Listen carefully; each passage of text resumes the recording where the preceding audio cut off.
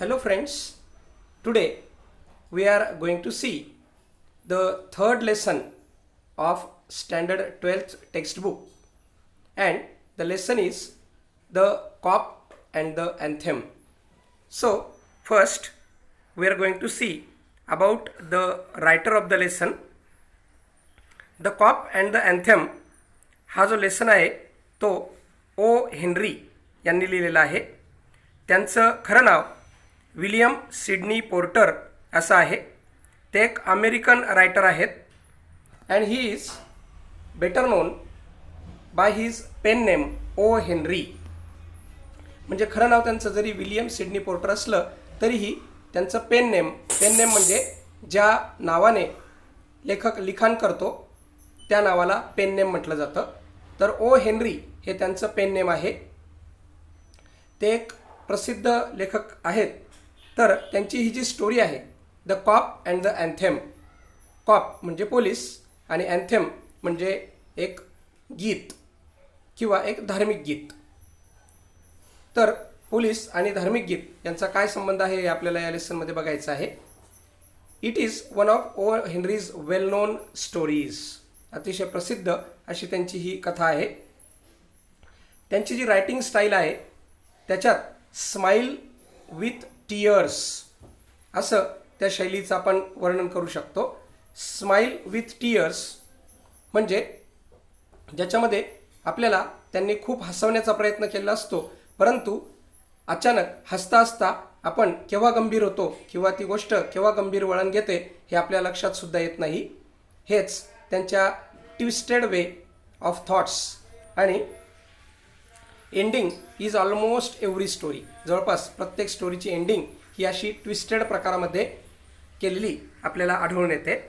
तर या स्टोरीच्या बाबतीत जर सांगायचं झालं तर this story has a main character named Soapy. या स्टोरीचं जे मुख्य पात्र आहे त्याचं नाव सोफी आहे. He is a vagabond and a person with a criminal background. तो एक व्हॅगाबॉन्ड म्हणजेच आपण म्हणू शकतो एक भटक्या किंवा उन्हाळ असा व्यक्ती आहे आणि त्याचं बॅकग्राऊंड जे आहे ते एक प्रकारचं गुन्हेगारी आहे. गुन्हेगारी पार्श्वभूमी असलेला हा व्यक्ती आहे सोफी. तर सोफी हा जेलमध्ये जाण्यासाठी वेगवेगळे प्लॅन्स करतोय. तर त्याला जेलमध्ये का जायचं आहे तर he has no shelter to protect himself from the severe winter. कारण आता विंटर सुरू होणार आहे, हिवाळा सुरू होणार आहे आणि तो अतिशय सिव्हिअर असणार आहे. आणि एवढ्या खडतर हिवाळ्यामध्ये आपल्याकडे शेल्टर नाही आहे, आपल्याला स्वतःला राहण्यासाठी घर नाही आहे, म्हणून आपण जेलमध्येच सुरक्षित राहू शकतो. तिथे आपला थंडीपासून बचाव होऊ शकतो. म्हणून जेलमध्ये जाण्यासाठी त्याने वेगवेगळे प्रयत्न केलेले आपल्याला या लेसनमध्ये दिसतात. या स्टोरीमध्ये तो जे प्रयत्न जेलमध्ये जाण्यासाठी करतो ते प्रयत्न अपयशी होतात आणि अतिशय गमतीशीर असं ते वर्णन या ठिकाणी ओ हेनरी यांनी आपल्याला केलेलं आहे. तर त्याचे जे एफर्ट्स आहेत ते सगळे फ्युटाईल अटेम्प्ट्स आहेत, अयशस्वी प्रयत्न आहेत. The cop and the anthem ही एक फ्रीडम आणि कन्फाइनमेंट, स्वतंत्र आणि बंदिवास याविषयीची ही स्टोरी आहे. इनिशियली सुरुवातीला Soapy feels that there is a freedom from miseries and worries in confinement. सोफीला असं वाटतं की आपण बाहेर आहोत तर आपण एक प्रकारे दुःख आणि संकटांमध्ये घेरलेलो आहोत किंवा दुःख आणि संकटांच्या बंदीपासून आपल्याला जर फ्रीडम मिळू शकेल तर तो फ्रीडम फक्त कन्फाइनमेंटमध्ये म्हणजेच जेलमध्येच मिळेल. परंतु जेव्हा स्टोरीच्या शेवटी तो एक अँथेम ऐकतो, चर्चमध्ये सुरू असलेलं एक धार्मिक गीत तो ऐकतो, त्या गीताने त्याच्या मनामध्ये परिवर्तन होतं आणि मनात परिवर्तन झाल्यानंतर तो असं रिझॉल्व करतो की मी आता हार्डवर्क करेल. तो ठरवतो की मी आता कठीण कष्ट करेल, मेहनत करेल आणि माझं जीवन सुखाने जगेल. म्हणजेच सोफीला आता ही गोष्ट कळून चुकलेली असते की खरं स्वातंत्र्य हे आपल्या व्हर्च्युअस लाईफमध्ये किंवा सद्गुणी आयुष्यात आहे. आणि अशाच वेळेस जेव्हा आपण आता चांगलं जीवन जगणार आहोत, आता आपल्याला जेलमध्ये जायचं नाही असं जेव्हा तो ठरवतो त्याच वेळेस अचानक त्याला पोलीस पकडतात आणि त्याला जेलमध्ये घेऊन जातात. म्हणजे अशा प्रकारे ही हसता हसता आपल्याला अंतर्मुख करणारी अशी ही स्टोरी आहे, the cop and the anthem. चला तर मग आपण या स्टोरीला सुरुवात करूया. The cop and the anthem. Sophie left his bench and strolled out of the square across the level sea of asphalt, where Broadway and Fifth Avenue flow together. Up Broadway, he turned and stopped at a luxurious cafe. Sophie एका बेंचवर बसलेला आहे. तिथून तो उठतो आणि तो stroll करतोय. स्ट्रॉल म्हणजे भटकणे, निरर्थक भटकणे की जे सहज चक्रा मारतोय. आणि चालता चालता तो एका स्क्वेअरवरती आला. समोर त्याला सी ऑफ अस्पाल्ट म्हणजे डांबराचा समुद्र दिसतोय. मेटॅफरिकल यूज या ठिकाणी लँग्वेजचा आपल्याला लेखकाने केलेला दिसतो. म्हणजे सी ऑफ अस्पाल्ट, डांबराचा समुद्र, हे एक मेटॅफर वापरलेलं आहे रोडसाठीचं. सगळीकडे विस्तीर्ण असा तो पसरलेला रोड आहे, जिथून दोन रस्ते जात आहेत. एक आहे ब्रॉडवे आणि दुसरा आहे फिफ्थ ॲव्हेन्यू. हे दोन रस्ते टुगेदरली तिथून फ्लो करतायत. सोफी चालता चालता जो ब्रॉडवे आहे त्या रस्त्याला लागलेला आहे. अप ब्रॉडवेज ही टर्न. फिफ्थ ॲव्हेन्यू रस्ता सोडला आणि ब्रॉडवेच्या रस्त्याला तो लागला. तिकडे त्याने टर्न घेतला आणि एका लक्झुरियस कॅफेच्या समोर, अतिशय प्रशस्त किंवा अतिशय सुंदर आरामदायी असं एक कॅफे होतं आणि त्या कॅफेसमोर तो आता थांबलेला आहे. He has confidence in himself from the lowest button of his vest. सोफीने वरती जे वेस्ट घातलेलं आहे, जे जॅकेट घातलेलं आहे, त्याच्या लोएस्ट बटनपासून म्हणजेच खालच्या बटनापासून वरती तो पूर्णपणे कॉन्फिडंट आहे. शब्दांमध्ये बघा, लोएस्ट बटनच्या वर कॉन्फिडंट आहे याचा अर्थ लोएस्ट बटनच्या खाली तो कॉन्फिडंट नाही. बघा कशी गंमत आहे, आपल्याला पुढे समजेल. He was shaven. लोएस्ट बटनच्या वरच्या सोफीचं वर्णन या ठिकाणी केलेलं आहे. ही वॉज शेवन, अतिशय व्यवस्थित त्याने दाढी केलेली आहे. His coat was trim and neat. त्याच्या कोटला अतिशय व्यवस्थित ट्रिम केलेला आहे, इस्त्री केलेली आहे. अतिशय नीट म्हणजेच व्यवस्थित तो कोट आहे. आपल्या गळ्याभोवती त्याने एक ब्लॅक बो लावलेला आहे. हा जो ब्लॅक बो आहे, it has been presented to him by the lady missionary on thanksgiving day. Christian प्रथेनुसार थँक्स गिव्हिंग डे साजरा केला जातो आणि त्या थँक्स गिव्हिंग डेच्या दिवशी एका लेडी मिशनरीने त्याला तो बो प्रेझेंट केलेला आहे. तो बो त्याने आपल्या गळ्याभोवती लावलेला आहे.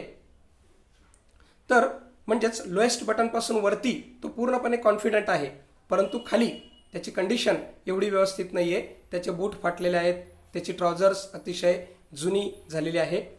If only he could reach a table in the restaurant unsuspected, success would be him. तो जर रेस्टॉरंटच्या टेबलपर्यंत एकदा पोहोचला आणि त्या चेअरवरती तो एकदा बसला की त्याचा खालचा भाग म्हणजे पायापासून खालचा भाग हा कोणालाही दिसणार नाही आणि वरचा जो भाग दिसणार आहे त्याच्यातून त्याच्यावरती कोणालाही शंका येणार नाही की हा एक कफल्लक व्यक्ती आहे. आणि म्हणून तो म्हणतो की मी टेबलपर्यंत जरी पोहोचलो रेस्टॉरंटच्या तरी सक्सेस वुड बी हिज. त्याचं यश आहे, कारण खालचा भाग टेबलच्या आड आता कोणाला दिसणार नव्हता. The portion of him that would show above the table would raise no doubt.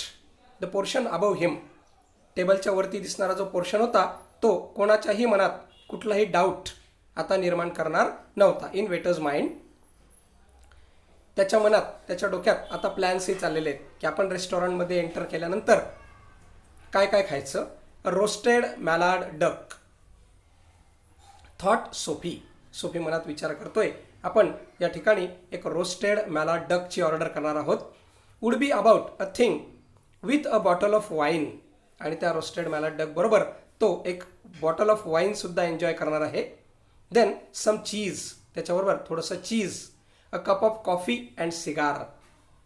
कॉफीचा कप आणि सिगार तो घेणार आहे. $1 for the cigar would be enough. आणि त्याच्या डोक्यात विचार चाललेला आहे की $1ची सिगार आपल्याला इनफ होईल. The total would not be so high as to call forth any extreme of revenge from the cafe management.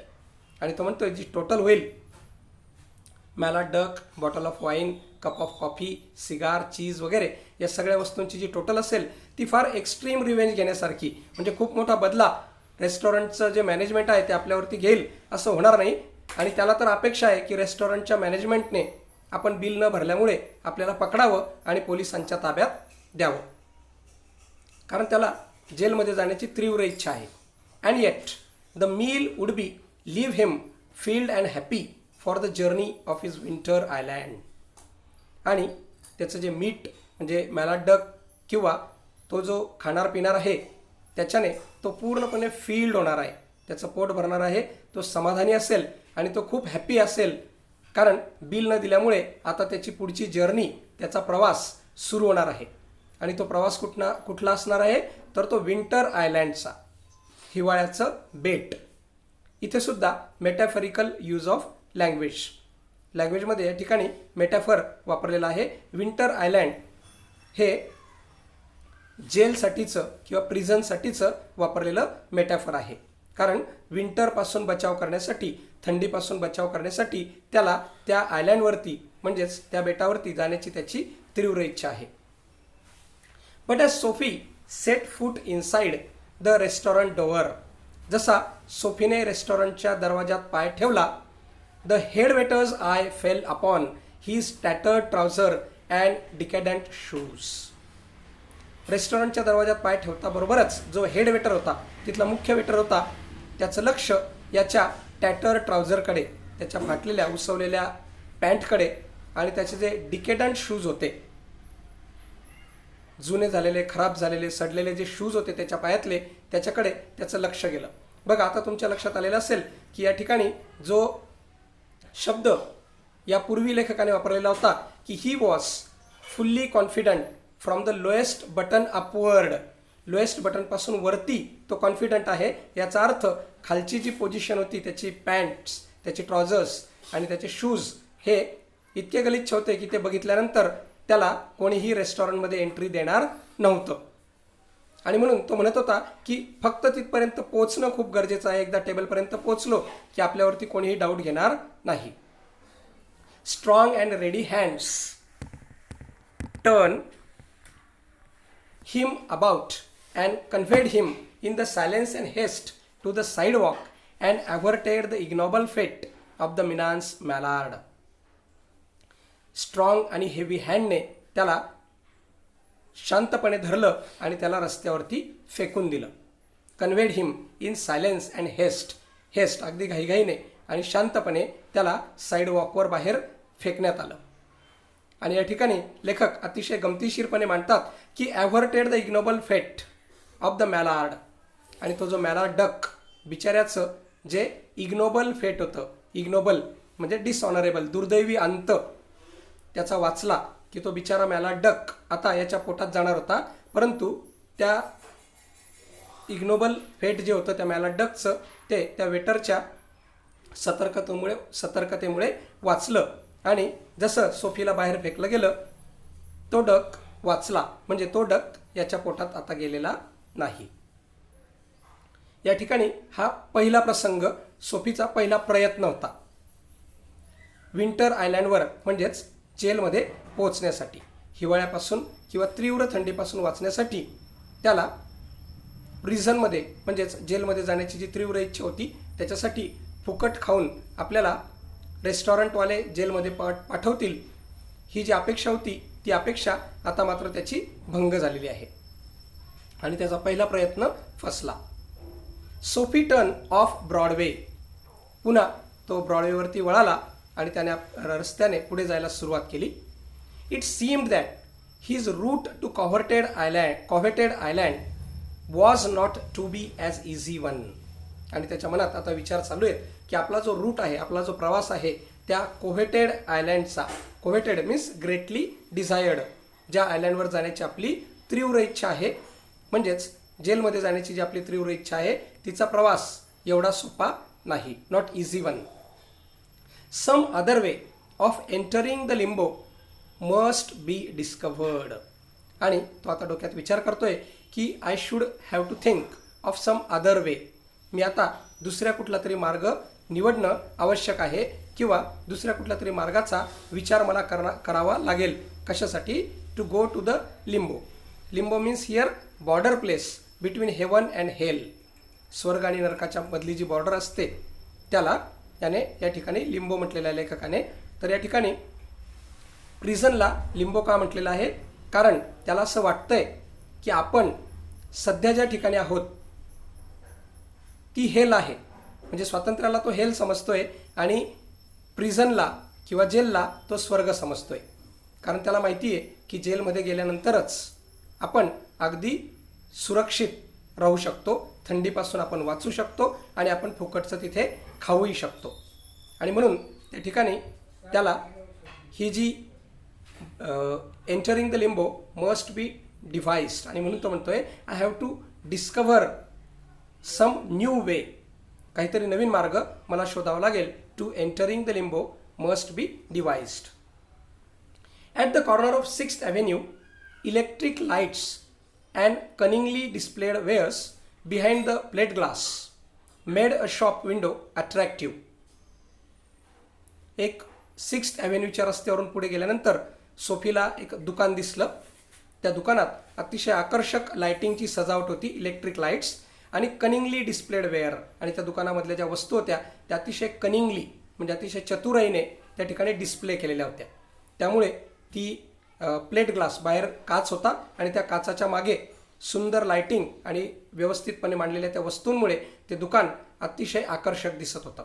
Behind the plate glass it made shop window attractive, आणि त्यामुळे त्या शॉपची जी विंडो होती ती अतिशय आकर्षक बनलेली होती. Sophie took a stone and dashed it through the glass. सोफीने एक दगड उचलला आणि जोरदार त्या काचावरती भिरकवला. बघा, हाही त्याचा एक प्रयत्न आहे जेलमध्ये पोहोचण्यासाठी की या गुन्ह्यात तरी कदाचित आपल्याला अटक होईल. People came running round the corner. आजूबाजूने लोक पळत आले. अ पुलिसमन इन द लीड. आणि जे धावत येणारा जो मॉब होता, धावत येणारी जी गर्दी होती त्याच्या सुरुवातीलाच त्याच्या पुढे एक पोलिसमन देखील होता. कारण तो काच फुटण्याचा जो खळखळ आवाज झालेला होता तो आवाज ऐकून आजूबाजूचे लोक आणि एक पोलीस तिथे धावत धावत आलेले आहेत. Sophie stood still with his hands in his pocket. खिशात हात घालून सोफी त्या ठिकाणी शांत उभा आहे. खरं तर कुठलाही गुन्हा केल्यानंतर एखादा गुन्हेगार त्या ठिकाणाहून पळून जातो, पण सोफी मात्र पळाला नाही. खिशात हात घालून तिथे उभा आहे. त्याची इच्छा आहे की त्या पोलिसाने आपल्याला अटक करावी. And smile at the sight of brass button. आणि त्या ब्रास बटनकडे बघून तो स्माइल करतोय. Brass button, here again metaphor. इथे पुन्हा मेटॅफरचा वापर या ठिकाणी लेखकाने आपल्याला केलेला दिसतोय. ब्रास बटन म्हणजे पितळाचं बटन जे साधारणतः पोलिसाच्या शोल्डर्सवरती असतं. म्हणजेच ब्रास बटनकडे बघून तो स्माइल करतोय. Here brass button is used for policeman. म्हणजेच पोलिसाकडे बघून तो स्माइल करतोय. Where the man that done that, enquired officer agitatedly. Where is that man? तो माणूस कुठे आहे ज्याने हे केलं, ज्याने इथे दगड मारला?